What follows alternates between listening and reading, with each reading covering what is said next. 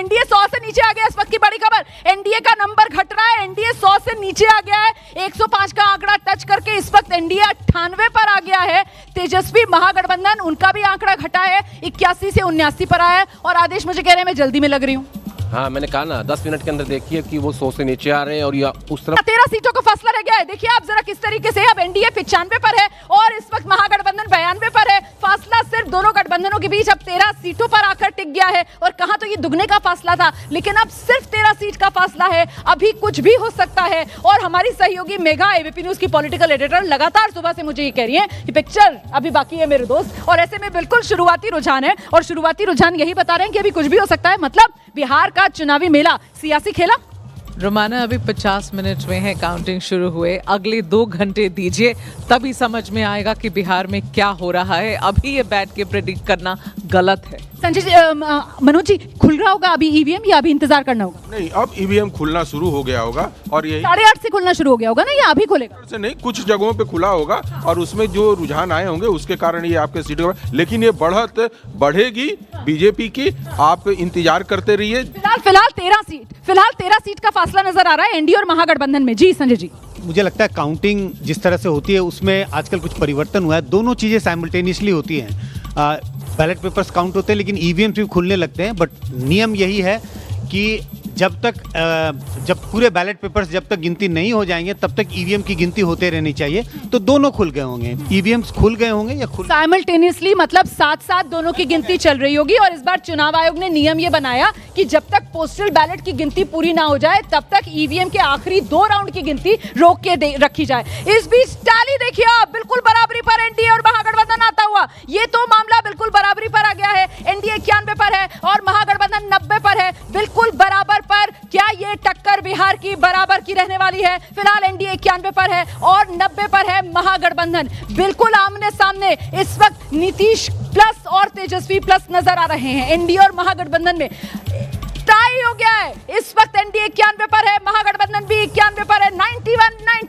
91 मतलब टाई पर है इस वक्त एनडीए और महागठबंधन, बिल्कुल बराबरी पर, बिल्कुल आर पार की टक्कर। चुनाव क्या इतना ही नजदीकी था? हालांकि बहुत से चुनावी विश्लेषक ये मानकर चल रहे थे कि मामला तो एक तरफा होने वाला है, लेकिन यहां पर तो शुरुआती रुझान है और अब तो 51 मिनट गिनती शुरू हुए हो चुके हैं। और जैसा कि हमारे विश्लेषक हमें बता रहे हैं, संजय जी ने हमें बताया कि साहब पोस्टल बैलेट और ईवीएम दोनों ही एक तरीके से साथ साथ खुलना शुरू होते हैं और दोनों की गिनती करीब करीब साथ साथ होती है। तो ऐसे में अब जब 1 घंटा गिनती का पूरा होने जा रहा है तब मामला ये कह रहा है कि कांटे की टक्कर ये फिलहाल नंबर बता रहा है, क्योंकि एनडीए भी 91 पर है, महागठबंधन भी 91 पर है। मतदान अपरंपार हुआ, प्रचार धुआंधार हुआ, लेकिन अब की बार बिहार में किसकी सरकार? बिहार में कौन सा वादा चला?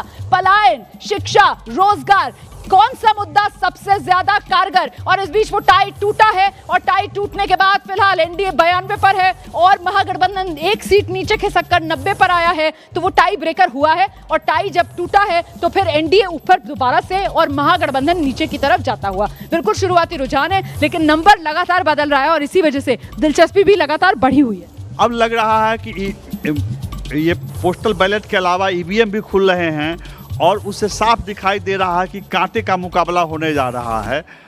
और नंबर बदल गया है सर। अब इंडिया आप देख रहे हैं 97 पर पहुंच गया है और वहीं महागठबंधन जो है वो 85 पर है। मतलब यहां पर 12 सीट फिलहाल एनडीए ने एक बार फिर बढ़त बना ली है महागठबंधन के मुकाबले। और ये देखिए युवा चेतना मंच के रोहित सिंह हमारे साथ आ गए। अभी मामला बिल्कुल टाई पर आ गया था महागठबंधन और एनडीए के बीच और अब दोबारा एनडीए ने बढ़त बना ली है। एनडीए 97 पर है, महागठबंधन 85 पर है। बिल्कुल शुरुआती रुझान है, यही ट्रेंड रहने वाला है। कुछ नहीं रहने वाला है। बिहार में बहार है, बार बार एनडीए की सरकार है। नीतीश सरकार नहीं कह रहे हैं आप? तो क्या दिक्कत है? नीतीश कुमार सरकार के मुख्यमंत्री हैं, आगे भी रहेंगे। बिहार की जनता प्रधानमंत्री मोदी जी और मुख्यमंत्री नीतीश कुमार जी के सबल नेतृत्व के साथ तटस्थ भाव से खड़ी। शतक लग गया दोबारा से, एनडीए का शतक लगा है। 8:41 पर पहली बार शतक लगा था, उसके बाद एनडीए नीचे गिरता चला गया था और अब एक बार फिर आप देखिए 8:54 का समय है और एनडीए ने फिर से शुरुआती रुझानों में शतक लगा दिया है। दूसरी बार एनडीए ने शतक लगाया है शुरुआती रुझानों में और अब बड़ी खबर आ रही है और जानकारी ये मिल रही है कि ब्रेकअप एनडीए का इसमें लगभग बराबर बन गए हैं। जेडीयू और बीजेपी लगभग बराबर आते हुए, बीजेपी 53 सीट आप देख रहे हैं, जेडीयू 45 देख रहे हैं, और ये 50-50 हो गया मामला, पूरा 50-50 मामला हो गया है। एनडीए 103 सीटों पर फिलहाल बढ़त बनाए हुए है और इन 103 सीटों में जुड़वा भाई जिस तरीके से सीटों के हिसाब से फिलहाल शुरुआती रुझान में, नतीजों में भी दोनों जुड़वा भाई बनकर नजर आ रहे हैं। हाँ, ये अभी गौर करने वाली बात है कि 74 सीटों के साथ आरजेडी लगातार बड़ी पार्टी के रूप में दिख रही है, तो भाजपा अभी पिछड़ती हुई दिख रही है। फिर भी मैं कहूंगा कि अभी ये आरंभिक रुझान है। आरंभिक रुझान में फिलहाल बक्सर से आनंद मिश्रा बीजेपी, उन्होंने बढ़त बना ली है, पूर्व आईपीएस हैं और यहां से पिछली बार कांग्रेस के मुन्ना तिवारी जीते थे, उनको पछाड़ते हुए आनंद मिश्रा बढ़त बनाए हुए हैं। 2024 लोकसभा चुनाव निर्दलीय आनंद मिश्रा लड़े थे और उन्होंने एनडीए के उम्मीदवार को हराने में भूमिका निभाई थी, ऐसा भी आकलन हुआ था। इस बीच लगातार एक एक करके हर एक सीट का आकाशवाणी सीट से जनसुराज के केसी सिन्हा आगे चल रहे हैं। कुमराहर सीट लगातार यहां से केसी सिन्हा ने बढ़त बना रखी है और एक बार फिर कुमराहर से केसी सिन्हा आगे ही चल रहे हैं। ये बड़ी खबर है, बीजेपी की ये सीट रही है, बीजेपी के अरुण सिन्हा यहां से जीतते रहे, लेकिन इस